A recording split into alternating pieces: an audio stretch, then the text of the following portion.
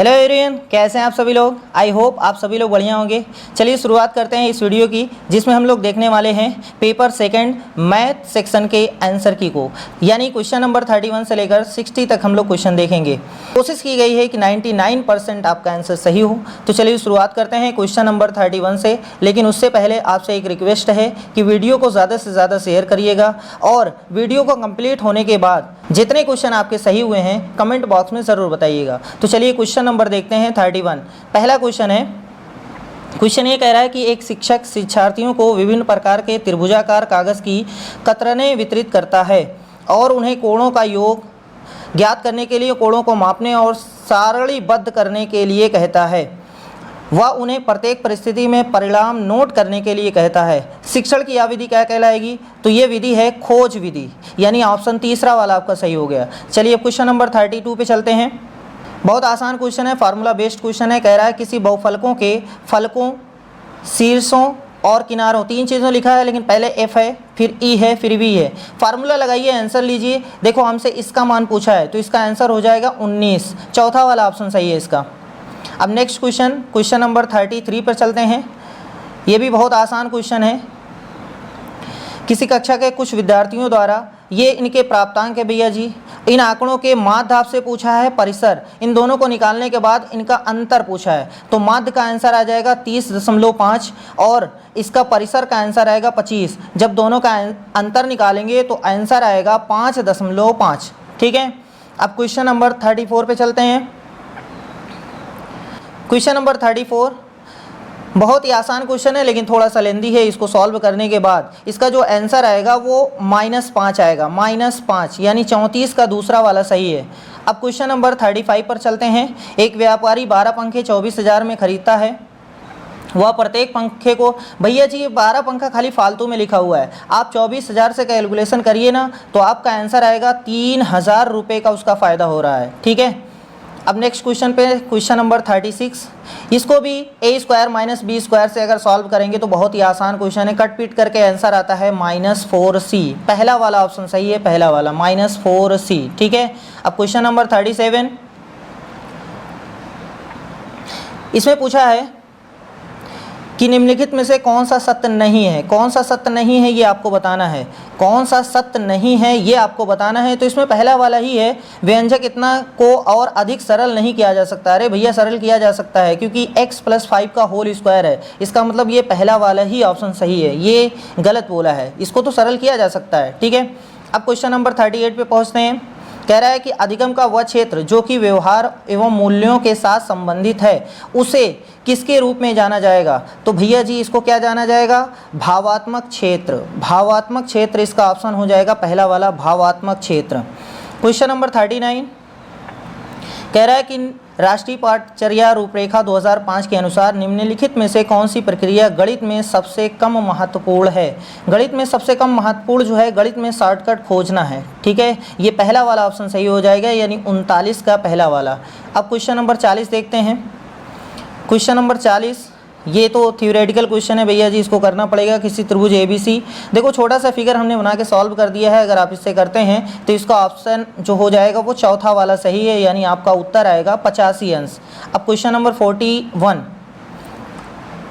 ये कह रहा है भिन्नों 6/7, 2 सही 3/5, 3/8 और 2 सही 8/15। सबसे पहले सही वाली भिन्न और ये सम भिन्न से बड़ी होती है। ठीक है। इसमें कह रहा है सबसे बड़ी और सबसे छोटी भिन्नों का योग। तो सबसे बड़ी जो है वो 2 सही 3/5 है, और सबसे छोटी जो है वो 3/8 है। ठीक है।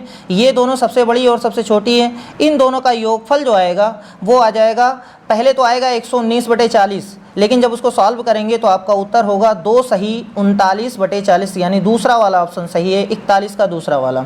अब चलते हैं क्वेश्चन नंबर 42। बहुत आसान क्वेश्चन है। दो संख्याओं का अनुपात दिया गया है, तो मान लो 3x और 7x है। एलसीएम निकाल लो 630। उसके बाद एलसीएम निकालने के बाद x का आंसर 30 आ गया। कह रहा है एलसीएम और एचसीएफ का योग, तो एचसीएफ 30 आएगा, एलसीएम 630 आएगा, दोनों को जोड़ देंगे 660 हो जाएगा, यानी 42 का दूसरा वाला सही है। अब क्वेश्चन नंबर 43 पे पहुँचते हैं।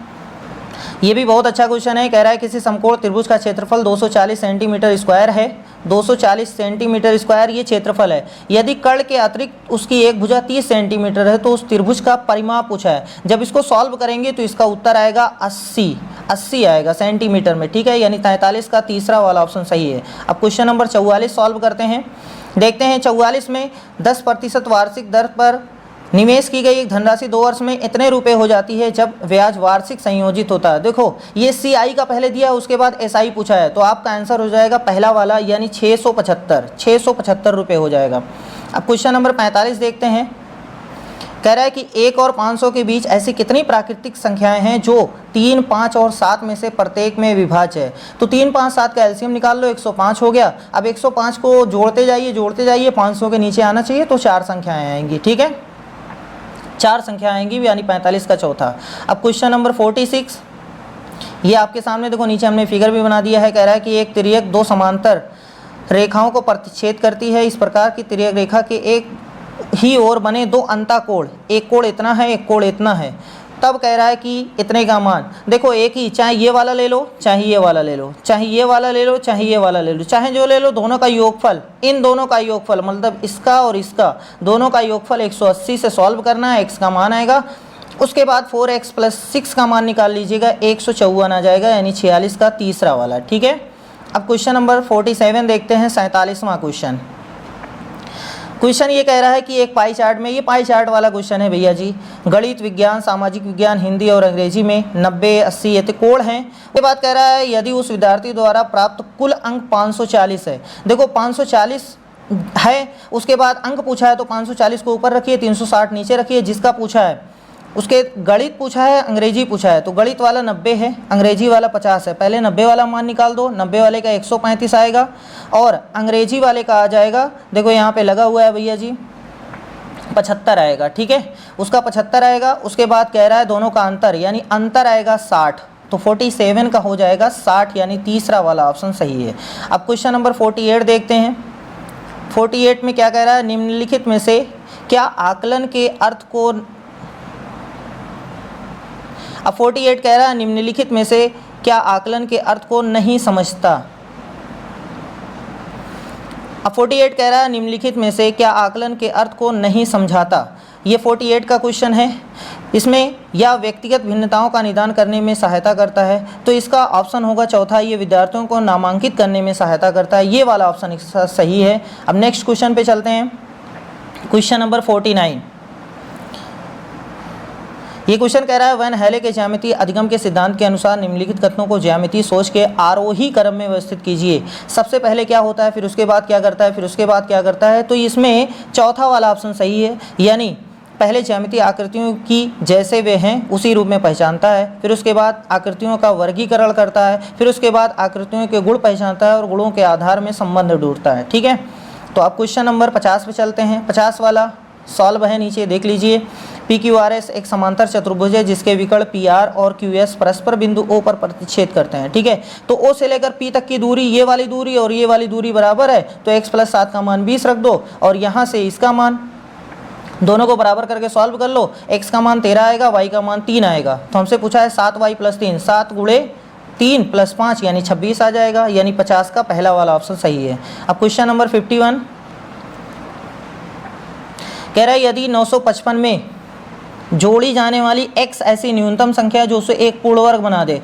अगर 955 में 6 जोड़ोगे तो 961 होता है, तो पूर्ण वर्ग संख्या हो गई 31 की, यानी x का मान 6 आ गया। तो यहाँ से 3x + 2 का मान पूछा है, 3 × 6 = 18, 2 20 यानी तीसरा वाला ऑप्शन सही है, 51 का तीसरा वाला। अब क्वेश्चन नंबर 52 कह रहा है किसी त्रिभुज ABC की भुजा AB पर स्थित D बिंदु, किसी त्रिभुज ABC की भुजा AB पर स्थित D इस प्रकार है। इसको सॉल्व करिएगा भैया जी, इसका आंसर आएगा दूसरा यानी 100 वाला, दूसरा यानी 100 अंश आएगा। आपके सामने देखो छोटा सा फिगर ये बना हुआ है, इसको देख लीजिएगा, इसी तरीके से है। अब क्वेश्चन नंबर 53 कह रहा है एनसीईआरटी के अनुसार उच्च प्राथमिक स्तर पर संख्या प्रणाली के अंतर्गत निम्नलिखित में से कौन से प्रकरण सम्मिलित नहीं किए गए हैं। घातांक ये है भैया, ये है, वर्गमूल और घनमूल है, भिन्न है, लेकिन ये नहीं है। ये नहीं है तो यही हमारा ऑप्शन सही हो जाएगा, यानी तीसरा वाला ऑप्शन सही है। सम्मिश्र संख्या नहीं है, जो कि आपको 11th में मिलेगा। ठीक है, अब क्वेश्चन नंबर 54 पे पहुँचते हैं। 54 कह रहा है किसी चतुर्भुज ABCD का परिमाप 120 है। ये बहुत अच्छा क्वेश्चन है। इसको अगर आपको सलूशन चाहिए तो हम पूरी वीडियो बना देंगे, लेकिन अभी सिर्फ आंसर सुन लीजिए। इसका आंसर है 660, यानी तीसरा वाला, 54 का तीसरा यानी 660। अब क्वेश्चन नंबर 55 पे चलते हैं। 55 ये कह रहा है निम्नलिखित में से कौन सा कथन गणित में उपपत्तियों के संबंध में सबसे कम उपयुक्त है। सबसे कम पूछा है तो यही उपपत्तियों का निर्माण अंतर्दर्शी ज्ञान पर होता है, ना कि तर्क पर। ये वाला सही है, यानी दूसरा वाला, 55 का दूसरा वाला आपका सही हो जाएगा। अब क्वेश्चन नंबर 56 पे चलते हैं। कह रहा है निम्नलिखित में से क्या गणित में रचनात्मकता का संकेतक नहीं है। नहीं है पूछा है तो 56 का जो आंसर होगा, विद्यार्थी विभिन्न संदर्भों में अभिसारी चिंतन का उपयोग करते हैं, यानी तीसरा वाला ऑप्शन सही हो जाएगा, तीसरा वाला। ठीक है, अब क्वेश्चन नंबर चलते हैं 57 पर। ये आयु से संबंधित प्रश्न है, इसको सॉल्व करिएगा तो यही तीसरा वाला आंसर आएगा, तीसरा वाला। 5/6 x - 5 -3/5 x - 8 = 6, यही आपका आंसर आएगा, यही इक्वेशन बनेगा। ठीक है, अब क्वेश्चन नंबर 58 पे चलते हैं। क्वेश्चन नंबर 58 क्या कह रहा है, निम्नलिखित में से कौन सा कथन आकलन के एक साधन के रूप में रूब्रिक के लिए सत्य नहीं है। नहीं है पूछा है तो इसका मतलब इसका आंसर हो जाएगा दूसरा वाला। रूब्रिक मूल्यांकन को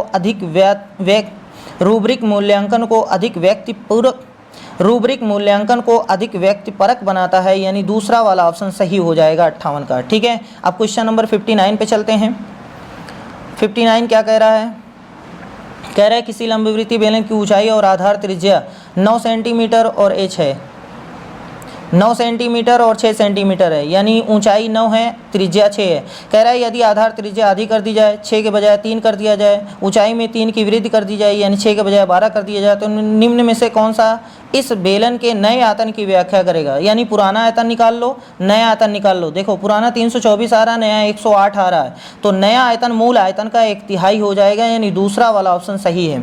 अब क्वेश्चन नंबर 60 यानी लास्ट क्वेश्चन देखते हैं। ये BODMAS पे आधारित है भैया, बहुत ही आसान क्वेश्चन पूछा था। इसको सॉल्व करेंगे तो आंसर आएगा चौथा वाला, यानी 5। इसको सॉल्व करेंगे, पूरा मेहनत से सॉल्व करिएगा क्वेश्चन, उसके बाद आंसर आएगा 5, यानी 4th वाले ऑप्शन में है। तो इस तरीके से हमने टोटल 60 क्वेश्चंस आपके सामने कर दिए हैं। आपके कितने सही हुए हैं इसको कमेंट बॉक्स में ज़रूर बताइएगा, और वीडियो को लाइक और शेयर और चैनल को सब्सक्राइब ज़रूर करिएगा। चलिए अब मिलते हैं नेक्स्ट वीडियो में, जिसमें हम लोग देखेंगे साइंस के आंसर की, यानी साइंस के जो 30 प्रश्न आए हैं उनका आंसर की। तब तक के लिए धन्यवाद।